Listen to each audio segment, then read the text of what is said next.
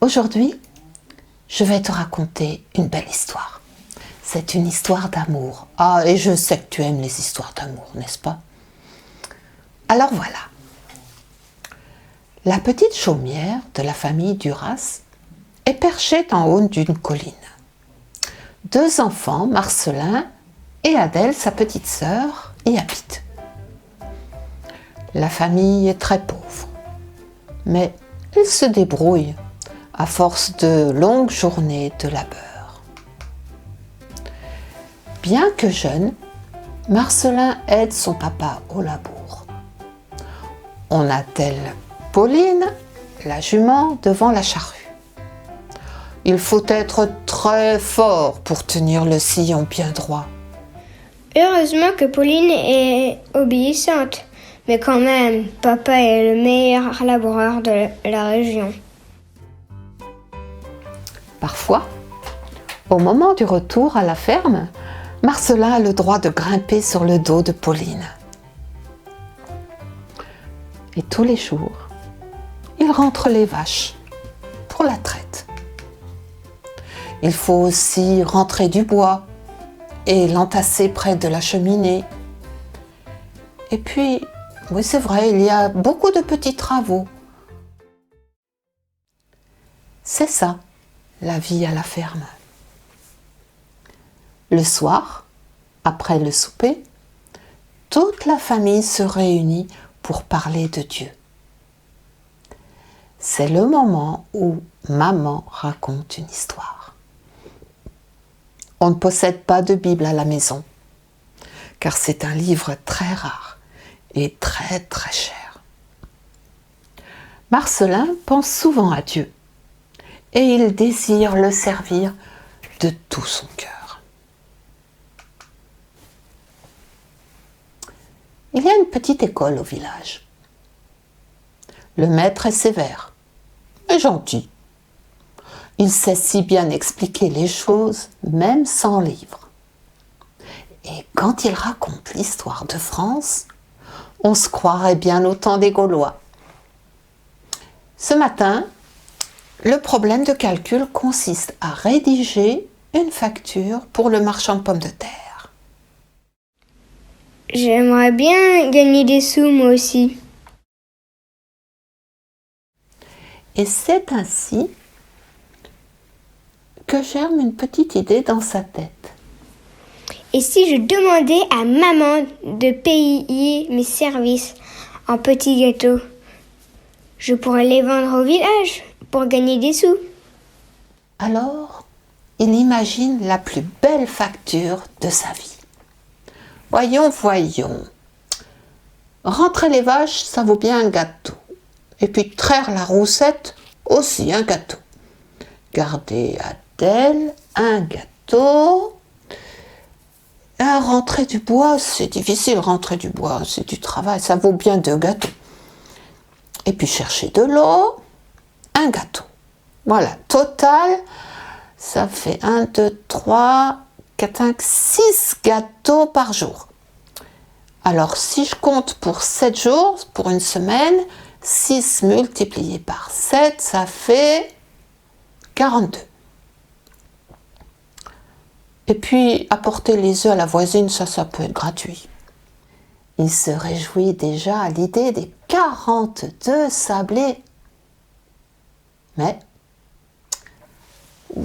repris par sa conscience, il se dit « Peut-être que ça fera trop de gâteaux à faire pour maman. Elle a déjà beaucoup de travail. Je vais en compter moins.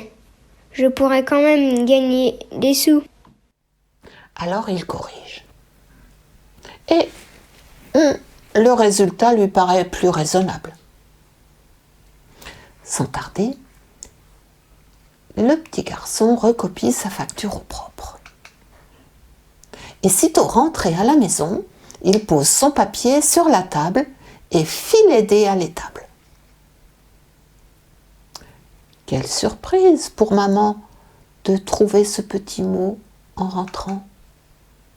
Elle l'est encore plus quand elle comprend que c'est une facture de son petit bonhomme. Son cœur s'émeut.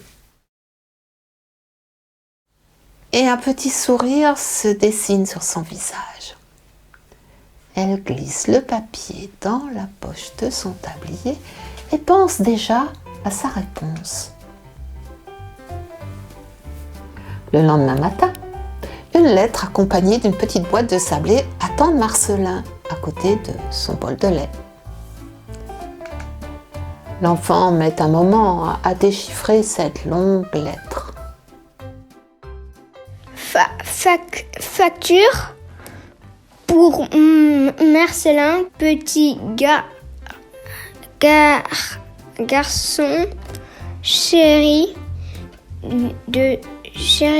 de sa maman, bol de lait chaud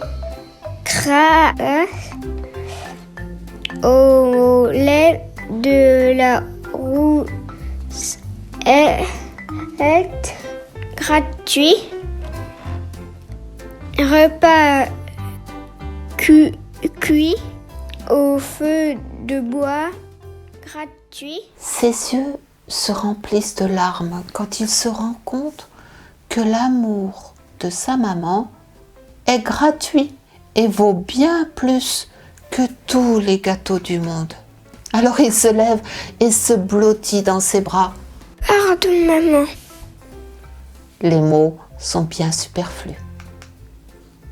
Ce jour-là, notre petit garçon réalise combien est précieuse sa maman.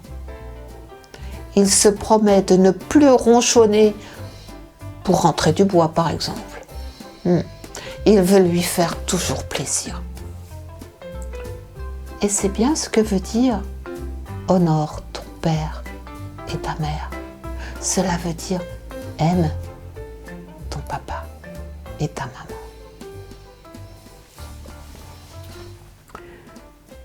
Bien des années plus tard, sous le règne de Louis XIV, un officier nommé Duras sert dans l'armée du roi. C'est Marcelin. On le croit issu d'une puissante famille portant le même nom. Mais non. Et un jour, son père vient le voir en sabots et vêtu de sa blouse de laboureur. L'officier le présente avec beaucoup de respect à son colonel. Le roi, instruit de la manière dont ce soldat avait honoré son père, en présence de tous, le fit venir et lui dit « Je suis heureux de connaître un des hommes les plus honnêtes de mon royaume. » Voici comment Marcelin parla de son père. Cet homme est mon père. Il n'est qu'un simple paysan sans instruction, c'est vrai. Il est plus à l'aise en pleine nature que dans les salons de la haute société. Mais c'est mon père. Je l'aime et le respecte. Si je suis ce que je suis, c'est après Dieu à mes parents que je le dois. Et bien que je sois adulte, j'aime connaître leur avis et m'entretenir avec eux. Ce n'est pas l'habit d'un homme qui en fait la qualité. La blouse de son papa, et même ses sabots, n'avaient aucune importance, même devant son colonel. Tu sais, quand tu es né, tes parents étaient tellement contents. Tu es un merveilleux cadeau de Dieu pour eux. Ils acceptent avec joie de s'occuper de toi. Ils travaillent parfois très dur pour que tu aies le nécessaire. Et oui, et parfois, ils font des erreurs, mais ils font de leur mieux pour faire de toi un adulte responsable. Et ceux qui connaissent Dieu n'ont qu'une envie, c'est que tu apprennes à le connaître aussi. Tu es leur enfant, et tu le resteras même quand tu seras grand, évidemment. Ils t'appelleront peut-être encore « mon petit ».